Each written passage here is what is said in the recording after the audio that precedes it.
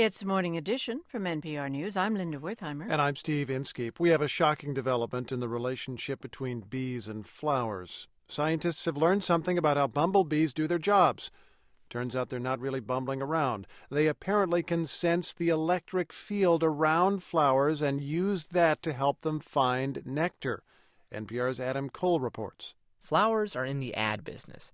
If they can't attract pollinators, they won't be able to reproduce.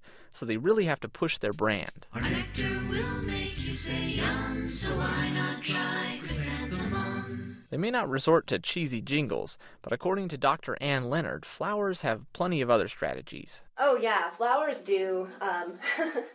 They do a lot of things that you might not expect. Leonard is a professor at the University of Nevada who studies the relationship between bees and flowers. We all see flowers every day. We observe that they have these distinct, bright, beautiful colors, patterns, scents. But we don't often stop to think about what this incredible display is all for, to attract bees and other pollinators.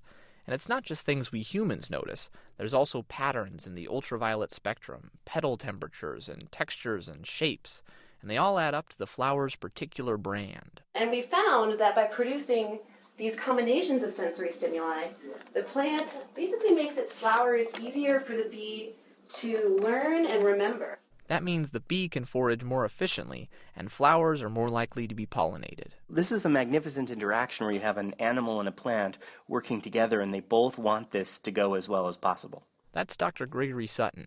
He and his colleagues at the University of Bristol have just uncovered a whole new layer to flower brands. We found that the flowers actually can use electric fields. That's right, electric fields. It turns out flowers have a slight negative charge relative to the air around them, and bumblebees have a charge too. When bees are flying through the air, just the friction of the air and the friction of the body parts with one another causes a bee to be positively charged. It's like shuffling across a carpet in wool socks. When a positively charged bee lands on a flower, the negatively charged pollen grains naturally stick to it. We wondered if this electrostatic interaction could actually be perceived by the bee. So here's what they did. They set up a fake little flower patch with fake little flowers. And in half the flowers, they put something nectar-like, basically just sugar water. And in the other half, they put quinine, that stuff in tonic water. The bees can't smell quinine, but it's bitter to them and they don't like it. When bumblebees were allowed to explore this flower patch, they moved around randomly. They chose to land on sweet flowers just about as often as bitter flowers.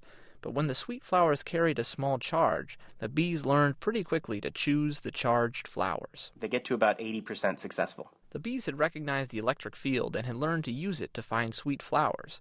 The results are published in this week's Science magazine, and there's more to it. So in the seconds just before the bee lands, there is electrical activity in the plant. The plant's electric field is changed by the proximity. It is changed for 100 seconds or so. Sutton says this probably helps the next bee that buzzes by. She won't stop to investigate a flower that's already been visited. Adam Cole, NPR News.